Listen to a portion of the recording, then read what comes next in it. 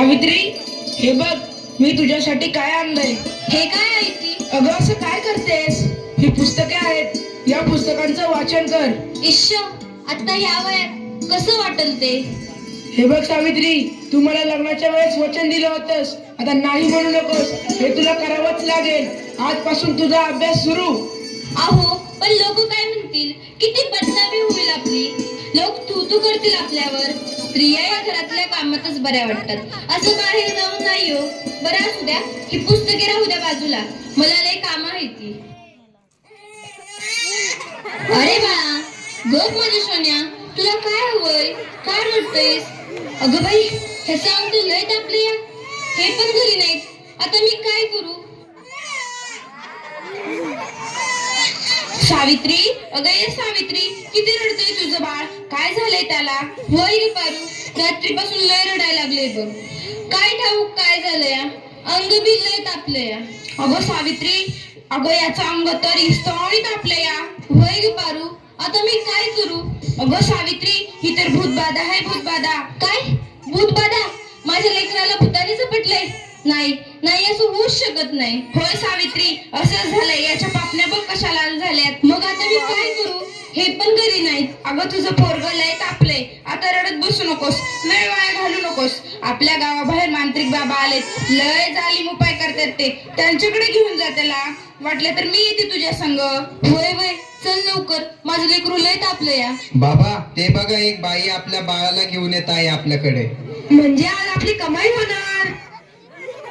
बाबा, माझ्या बाळाला वाचवा बाबा, माझ्या बाळाला वाचवा. त्याचा विस्तवासारखं तापले बाबा, काहीतरी करा बाबा, काहीतरी करा. तुझ्या बाळाला भूतबाधा झाली या. कसली भूतबाधा बाबा? बाई, तुझ्या बाळाला विहिरीतल्या भूताने झपटलंय. काय? विहिरीतल्या भूताने? मग काहीतरी उपाय सुचवा बाबा, मी माझ्या बाळासाठी काय पण करीन.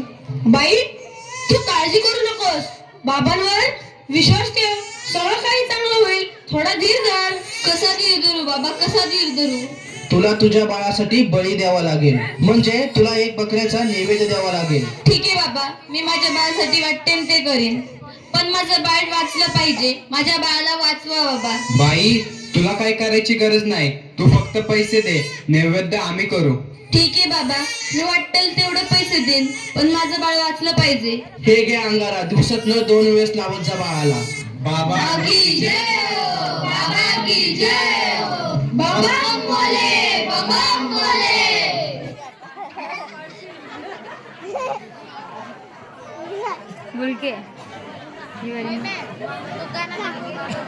अगं बाई, ह्याचा अजून कसं काही ताप कमी नाही झाला?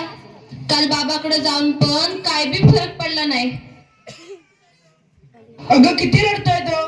तुला किती वेळा सांगितलंय त्याला दवाखान्यात घेऊन जा म्हणून, पण तू काय माझं ऐकू नकोस.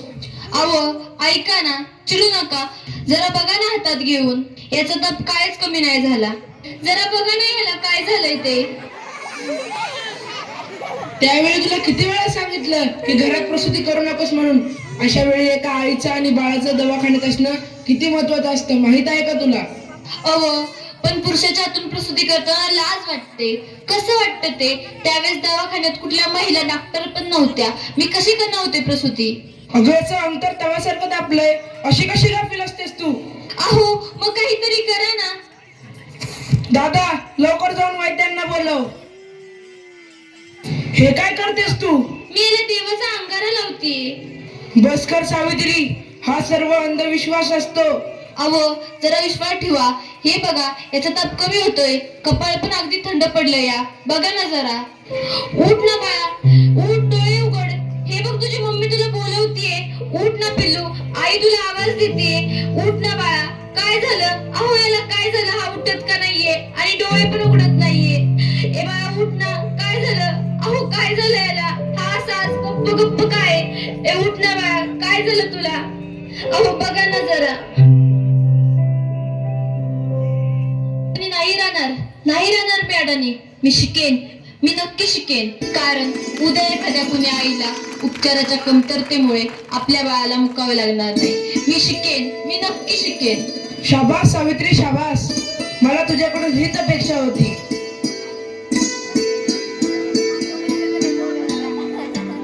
अगं बाई, मला माहितीच काहीच नव्हतं. सूर्य हा पृथ्वीच्या गोल फिरतो. अगं सूर्य पृथ्वीच्या गोल फिरत नाही, पृथ्वी सूर्याभोवती फिरते. समजलं? चल गावंढळ. तुम्ही मला सारखं सारखं गावंढळ म्हणत जाऊ नका हो. लाज शरम सगळी विकून खाल्ली आहे या सावित्रीने. कलियुग आहे रे बाबा, कलियुग. उद्या डोक्यावर मिऱ्या वाटेल तेव्हा कळेल या सुमंत्रावांना. असं कोणी आपल्या बायकोला शिकवतं का? सगळं जग नष्ट होईल. बघत राहा तुम्ही. काय झालं? या समाजाला घाबरलीस की काय? हे तर तुला आयुष्यभर सहन करावं लागणार आहे. नाही, मला आता कोणी काही म्हणू दे, मी आता मागे हटणार नाही. मी शिकेन, मी नक्की शिकेन. मग चल माझ्या बरोबर. पोस्टमन, सुमंतरावांचं घर हेच आहे का? तुमची दिल्लीहून तार आलीये. सावित्री, तुला दिल्लीवरून तार आलीये. तुला दिल्लीला जावं लागेल. तुला दिल्लीला पुरस्कारासाठी बोलवलंय. तुझा सत्कार होणार आहे. काय? आज हे फक्त तुमच्यामुळे शक्य झालं, नाहीतर मी एकटी काहीच करू शकले नसते. Congratulations, keep it up. महिलांचा सन्मान वाढवला तुम्ही. आज माझ्या हातात ही डॉक्टरकीची पदवी नसून उद्याच्या त्या सोनेरी क्षणाची चावी आहे, ज्याच्यावर आजपर्यंत फक्त अंधविश्वास व नकारवक्तेचे कुलूप लागले होते. माझ्या देशात अशा अनेक महिला आहेत ज्यांची स्वप्न चुलीच्या धुरात हरवून गेली आहेत. मला असं वाटतं ही स्वप्नांची पतंग खुल्या आकाशात उडावी आणि प्रत्येक घरात सुमंतराव असावे, कारण हे या पतंगाच्या दोऱ्याला कधीच कापू देऊ नये. हे करणं खूप अवघड तर आहेच, पण अशक्यही नाही. सावित्री, चुकलं माझं, मला माफ कर. मी तुला नाही नाही ते बोलले. तू आज शिकून समाजाला धडा शिकवलास. आम्ही काय आडाने त्या आडानेच राहिलो. आता आम्ही पण शिकणार. खरं सावित्री, चुकलं आमचं, माफ करा आम्हाला.